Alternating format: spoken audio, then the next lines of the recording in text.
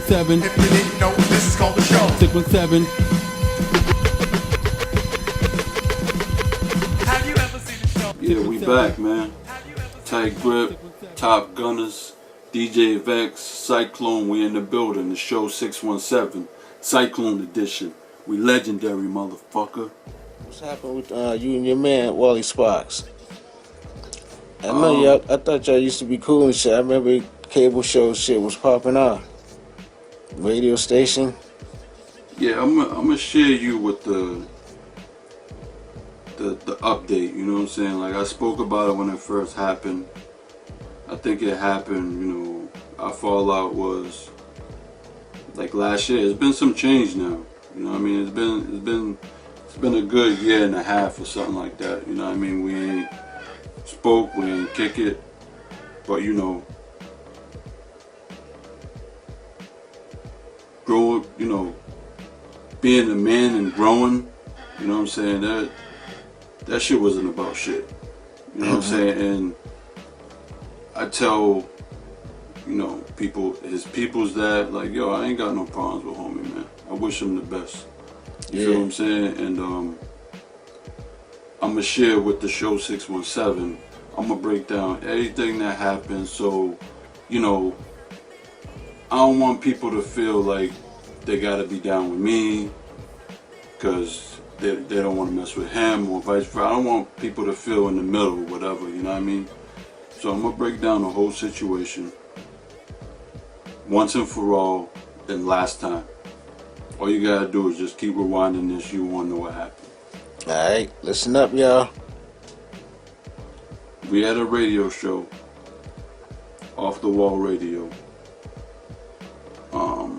What was it? Summer, 2012 to December 2012, right?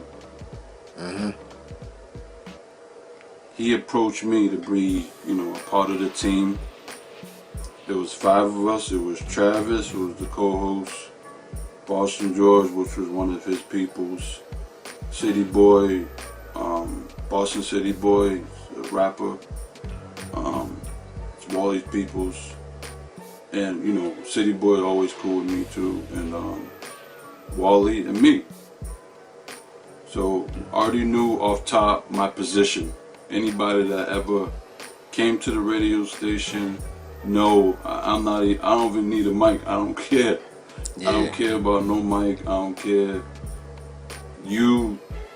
He puts the songs together, you know, do all that good shit. Cool. I play the background. I play my position because I'm a general. So I know I'm not a person who, in different situations, you're gonna have people that know more things than you. So you gotta play your role. You know what I'm saying? That's what's gonna get us to win. You know, no egos, you know what I mean? Shit like that. So peep it. It was off the wall radio, on regular radio. Everybody who's probably a rapper in Boston knows where that was. Downtown. Yeah, I know. And we got it. You know what I mean? But it did cost some bread, like every week or whatever, which was understandable. It was no problems with that. And we doing good, blase blah. And but just to retract before I get to the reason, but for people to understand how I felt, my going, people say, oh, I jump off the bridge, you know, when I did Written in Blood. It's because this is hip hop, man. It's people know, you know, where I come from. You shoot first, ask questions later, man. You know, it's hip hop, man. So if I felt a certain way, it's better for me to express myself in the booth than to resort to, you know, violence with, you know, someone who I consider a friend. You dig what I'm saying? So I felt I did it the right way. I did it the hip hop way, and let the people speak who had the best song. And that's it. What it is. So you gotta do. But you know, we had the radio station. the first show we had problems with City Boy and I forget the chick's name, Black Diamond or something like that, I believe. It was personal shit, in-house shit, but when you do that in a business setting, it just, you know, and it got real. It got really real. Yeah. You know what I'm saying? Okay. So it got, you know, and in there, you know, we called it the Dower Hour. So, you know, we smoking loud. I think that first night, our guest brought a bottle of Henny. So, you know, Yeah. black people with Henny. You understand? It is what it is. But sometimes you gotta go outside with that shit. You know what I'm saying? So after that, I just felt we in a vulnerable place here. I was like, you know, not because of her. I wasn't, you know, no nonsense was her, but it was just like, yo, everybody know where we at. Everybody know the time we at, and I don't like that. So, and that was a, you know, real situation that happened. So, Yeah. a day from there, I had my thing on me, like just to protect us, because I didn't know what the fuck is going on, what's happening. So I'm risking myself for the greater good of us. You know what I mean? Like on some real shit. So. Yeah. That's a reason why I felt, you know, took it to the levels that I did and had to, you know, come out in the hip hop way with Written in Blood. You feel me? So time went on. He had his guests that he fucked with. I had, you know, the guests that I thought was doing their thing that I fucked with. And months went on. We started in July. Around November, this is when the sucker shit happened. I just felt, you know, some type of funny shit going on, and I had my homie Be On Point, Supreme Clientele, KIDD up there, you know, to come through, interview. That's my peoples. And I'm like, yo, this nigga talking about he's sick. I'm like, and then I call him back. He's like, yo, nah, you know, I'm not sick, you know, but just tell them I'm sick. I don't feel like, you know, messing with new niggas, this and that. I'm like, on some other shit, like, and he, granted, he spazzed out from time to time, like on some crazy shit. So at that, I wasn't even thinking about that. I was like, do whatever you're gonna do. The show gonna go on. Cool. We'll get back to it next week. Yeah. So I go in. I do the shit though. So anybody that knew, you can go ask Be On Point. You can ask KIDD. Wally was not there. Me and Travis was there. You know what I'm saying? And I think City Boy came later in the night. So it was just some funny style shit. How, you know, that's shit like that started to happen. So I think you even had a late guest by Cool Jesus, right? Cool Jesus came. Yep. Yeah. Cool Jesus. That was the episode. Exactly. I remember that one. Yep. Alright. So time goes on. We good. And I just start seeing, you know, random shit up online, like, oh, I don't feel like doing this radio shit no more. So, and it's not me just seeing it. Other people messaging me like, yo, you're not doing radio no more? Hitting me up.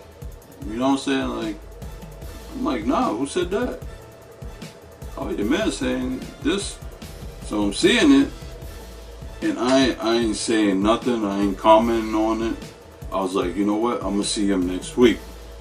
Yeah. You know, and even before that, let me backtrack a little bit. Before that, we was about to do a mixtape, right? Off the wall mixtape. And we had the people, the regular people we was playing every week, or how we was gonna do it was like all our guests that we had on submit a song, submit $20. Cool, you want it. Some did, some didn't. I had like 10 artists, you know, I had $200. I had 10 artists. So I come to him, we come to the table, yo, I brought you to the table. Who got some people? Oh, Wally's like, oh, I got a couple people. Cool. He got 5 people. Cool. Nobody else brought nobody else to the table. Cool. It is what it is. But he wanted to use like 4 or 5 other people that ain't paid to go on the mixtape.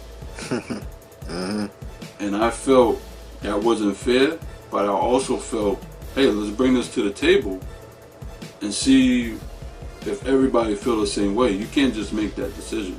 Yeah, I see what you're saying. You know what I'm saying? Like, the other one, so yeah, there's 4.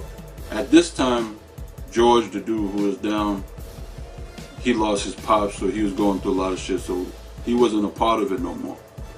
But you see, he was still on the fly. We were still promoting him, because when I went into it, I'm like, dog, I'm not going into it to bullshit. We need to have a plan, start making a little bread, cool. If not, like, that's what I want to transition into from doing music, because I don't want to keep doing music, honestly, because I don't really had a passion in it for much longer. I wanted to do radio, and I'm like, if you're gonna do it, let's do it. I'm not doing it just to bullshit. So I always had that understanding that, hey, George come back, he come back. Like, I don't plan on doing it for a couple months, then that's it. So I felt like we're gonna do it over a long period of time. He might come back. So let him breathe, do what he gotta do. So we had 4 members that we could have went to the table with. And if everybody agreed, cool. Let them people on without paying. But I didn't feel it was right that paying people is paying, but you got other people hopping on the mixtape for free. That ain't cool with me. Yeah. You know? So that's when we had the real fallout. And that Monday or Tuesday, we chilled that Sunday, chilling, burning loud. Germ G came through and dropped off his 20. You know, he's a real nigga, man. Shout out to Germ G. Yeah. Came through and he witnessed it. We was cool. City Boy came through, all burning loud. Ordered like 50 wings, chilling, you know, getting through the mixtape. And before I left, I'm like, dog, I'm gonna make it clear with you. We gotta go to the table to do this. I was like, and I'm not gonna name the people he was gonna put on, but I got love for them. I told him, and I'm like, dude, I'm dropping a No Iron Team right after this. Right after that, I dropped Volume 5. I was like, you can put free people on that. You know what I'm saying? But this one is about business, and we're gonna keep on about business with this. So he didn't feel the same way. He's like, yo, they pay me for studio. I was like, yeah, they pay you. They're not paying us for studio. You dig what I'm saying? Yeah. So that's a whole nother thing. They shouldn't hop on this because they pay you for studio. You know what I mean? So right from there, then that Monday, like I said, again, oh, I think this is my last week with radio. Not coming to me, not coming to the other 2 members, whatever. He's putting it out online. And when our relationship up to that point, we always contact each other. So you putting that online, why not contact me over the phone? You call for any other bullshit, but that you gotta put online. So I felt it was just a slap in the face. So when I seen him that Thursday,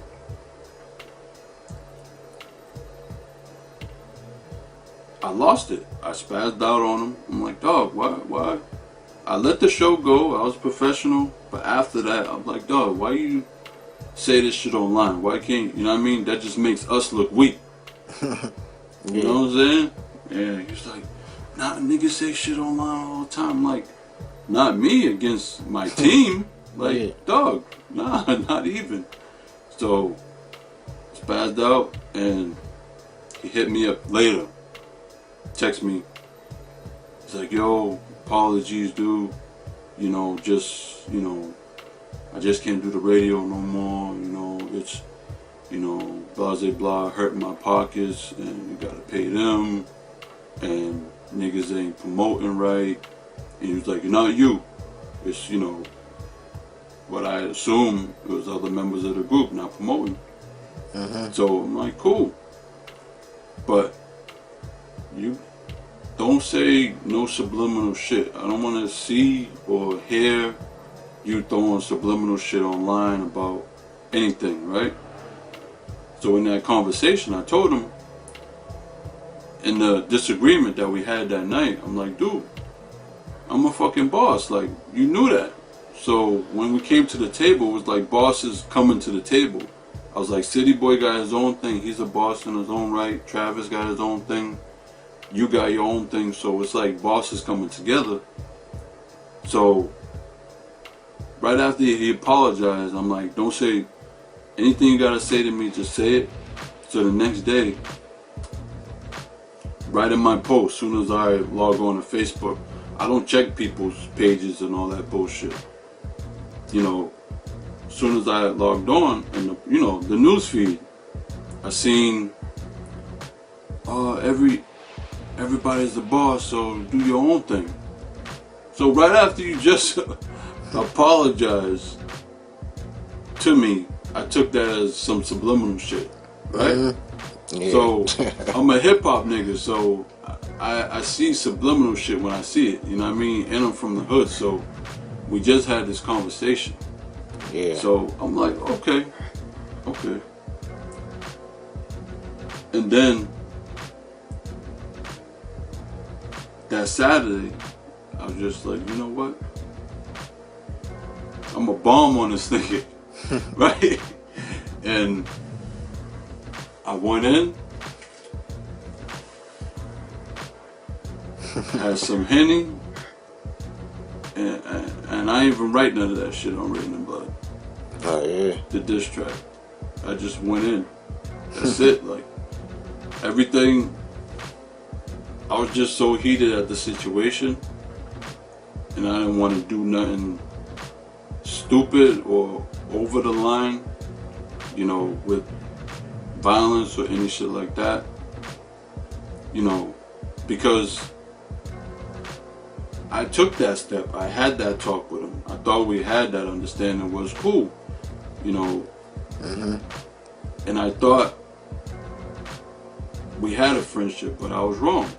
You know what I'm saying? Like, Dex can attest, the first time he met him, I met him. Yeah. You know what I'm saying? And I'll tell y'all how we met is through Louis Bello. You know what I'm saying? Me and Louis Bello met, and he was working on a short film called Dirty Crimes. That's when I really finally got in the game. Yeah. That was around that time. So, when I met him, I was already established, dude. I had 3 tapes up. I had Boss Knock, I had 1 take, and I think I was working on take 2 at the time that I met you. So, just the, disrespect shit, and to speak on, Dirty Crimes, it had everybody up in there. Yeah. And I was a new nigga, you feel me, around veterans. So that just sparked, just let me know that I'm where I'm supposed to be. You know what I'm saying? So That's how you do it. that's how we started, you know what I mean? So, and I got Louis Bello with my homie Spoon, and that was my favor back to Louis Bello for putting me in Dirty Crimes. And then Louis Bello returned the favor by hooking me up with Wally. He was like, yo, go fuck with this dude. He's, cool dude. He got a little show. And he said, yo, he'll do an interview with you, blah, blah, blah. Cool. People don't know that everything's favor for a favor out here. That's how it's supposed to be. You feel what I'm saying? Like, I've never been a dude that just take. You know what I'm saying? Like, that ain't my style. You know, I like to give something worth equal value. You know what I'm saying? So, this is what it is, man.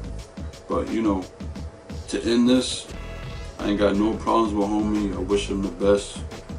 And, you can see that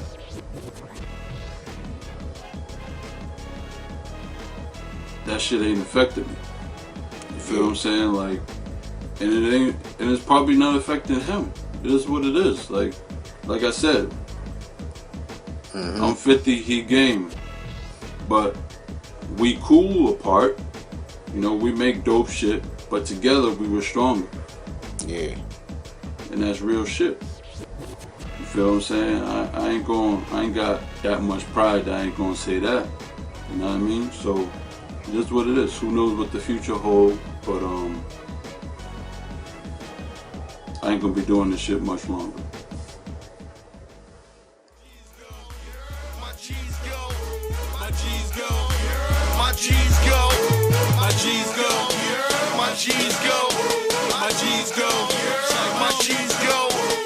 Real, y'all know the meaning. Counting stacks, daydreaming. Block is hot, steaming, fiends fiending. Way triple beaming, D's creeping. Reason niggas on the run eating. Trafficking and squeezing, practice what I'm preaching. What we screaming, turned up and demon. Got me leaning, haters stay scheming. Here to stay, I ain't leaving. Third eye open, I ain't sleeping.